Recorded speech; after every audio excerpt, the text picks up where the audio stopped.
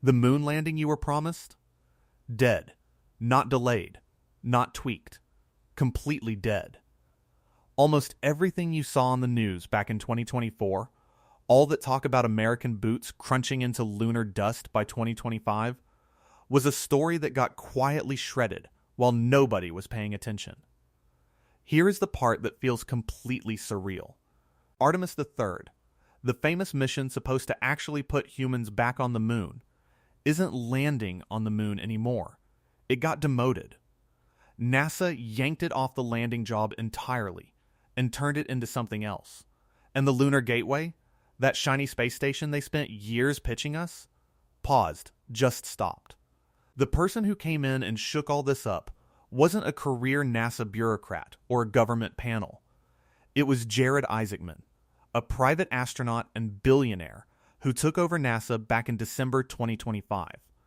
Within weeks, he started tearing the old roadmap to pieces. That's the big mystery here. When you look at why NASA scrapped a decade of promises and flipped their whole plan upside down, you start seeing the gaps. They aren't telling us the whole story. There's a serious issue hiding in this new timeline, backed up by a warning straight out of NASA's own Inspector General office. Once you see it, the whole thing stops looking like progress and starts looking like panic. Quick note before we jump into the details. A lot of you watch these deep dives all the way through but forget to hit subscribe. It actually makes a massive difference for a channel this size. It takes one click, costs nothing, and helps keep these videos coming. So if you love space stuff, hit subscribe real quick and drop a comment below. Be honest with me. Do you trust this new direction? Or does handing NASA's keys to a billionaire make you a little nervous? I read what you write. Let's get into it. To understand how massive this redesign is, look at where we started. Artemis launched back in 2017 with one mandate: get humans back to the moon, build permanent infrastructure, and eventually use it to get to Mars. Artemis III was the holy grail, the big moment. The first human landing since Apollo, originally set for 2024, before sliding to 2025. Behind the scenes, it was already falling apart. The hardware wasn't ready. SpaceX's Starship lander was bogged down in development. Blue Origin's lander was way behind. Even the spacesuits weren't built. The 2025 deadline was a fantasy long before anyone admitted it on camera. Enter Isaacman. Instead of just kicking the can down the road like past administrators, he completely rebuilt the architecture. In February 2026, NASA officially cut the landing attempt from Artemis III.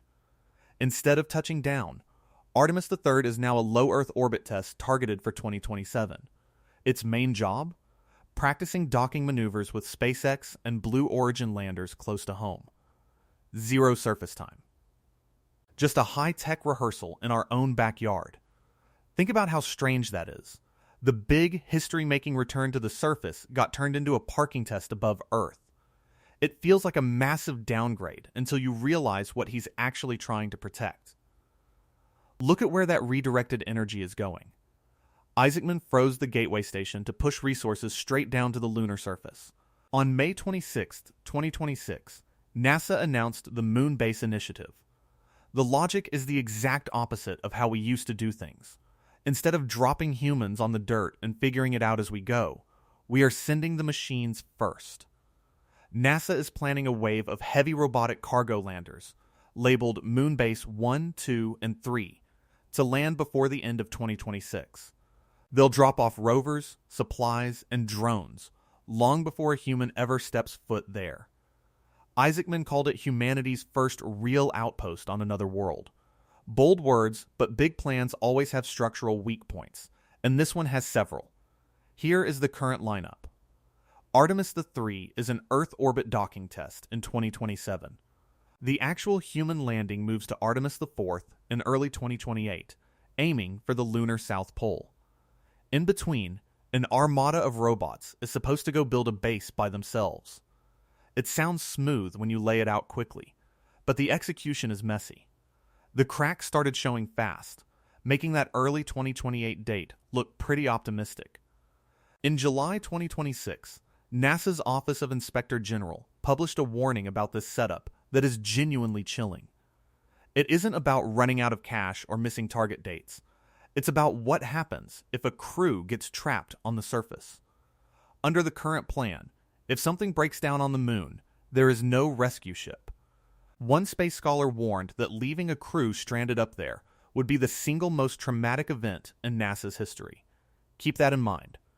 The rush to get robots there first, the demotion of Artemis III, the complete rewrite of the schedule, it all stems from a scenario NASA is terrified to name directly. The clean version of events where astronauts casually stroll around in 2025 was never real. What's actually happening is far riskier. It really starts with a mission that already happened, a 4-person flight that went off without a hitch. On April 1st, 2026, at 6:35 p.m. Florida time, the CELS rocket launched from Pad 39B at Kennedy Space Center, sending 4 people toward the moon for the first time in over 50 years. Reed Wiseman was in command, alongside Christina Koch, Victor Glover, and Canadian astronaut Jeremy Hansen. It was a 10-day loop around the moon and back to test the Orion capsule with people inside. On April 10th, they splashed down safely in the Pacific. It was a textbook success. Oddly enough, people online still claim Artemis II was canceled or delayed. It wasn't. It flew. It succeeded. And those 4 astronauts looped around the far side of the moon with their own eyes. The hardest engineering challenge, keeping people alive in deep space, already worked. Which brings us back to the mess with Artemis III. When NASA removed the landing goal from Artemis III, they turned it into a complex docking demo. In 2027, the Orion capsule has to rendezvous with 2 entirely separate landers in Earth orbit, SpaceX's Starship and Blue Origin's Blue Moon. Orion has to dock with both in a sequence we haven't tried on this scale since the 1980s. NASA named the crew for that test flight on June 9, 2026. Randy Bresnik is commanding, with ASA pilot Luca Parmitano and specialists Frank Rubio and Andre Douglas. Their job isn't to walk on the moon anymore. It's to prove that these 2 massive commercial landers can actually operate cleanly with Orion. Honestly, changing Artemis III might have been the smartest option on the table. The landing hardware simply isn't ready. Take a look at what happened in May 2026. Blue Origin ran an uncrewed hot fire test on its New Glenn rocket, and the vehicle exploded on the pad. That is the exact company NASA is relying on to land Moonbase 1 at the South Pole before the end of the year. Then you have the spacesuits. Axiom Space was awarded contracts worth up to $1 billion to build the Xceva suits for surface walks. An Inspector General report from April 2026 confirmed the project is severely delayed. Suits promised for 2025 won't even see a demonstration flight until late 2027 at best, with some analysts suggesting they won't be ready until 2031.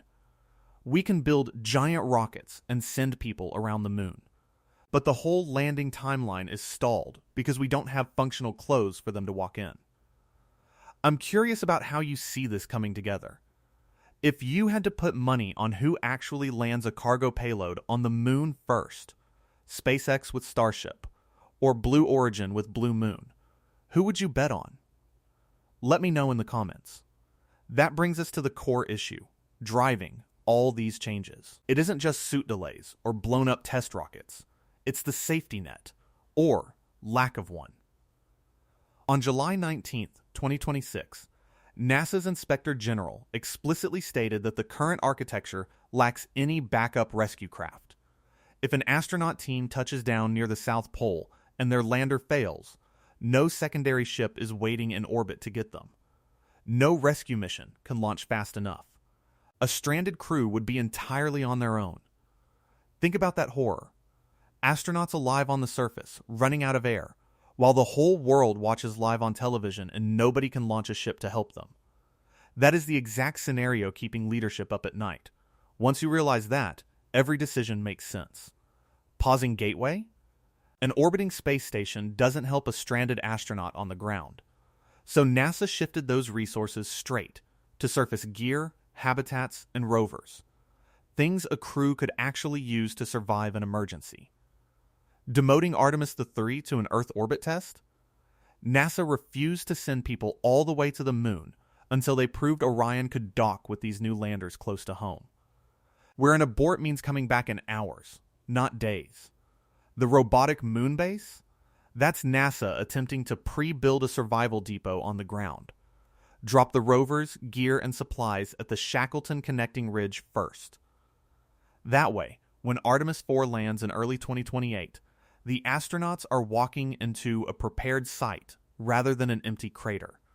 The driving force behind this entire redesign isn't corporate hubris. It's fear. By the way, if you're still watching, hit that subscribe button real quick. It helps the channel create more breakdowns like this, and it takes less than a second.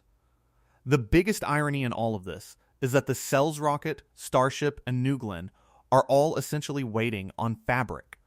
Without those Axiom suits ready, no one can step outside. On top of that, NASA still hasn't picked whether SpaceX or Blue Origin will carry the humans down for Artemis IV. That decision depends entirely on how the 2027 Earth orbit tests go. The initial dream of a quick, simple 2025 landing was never going to happen. What we are watching instead is a ground-up rebuild led by an administrator who decided the previous timeline wasn't just unrealistic, it was reckless. Right now, the Shackleton connecting ridge sits in near-permanent shadow, completely frozen and silent.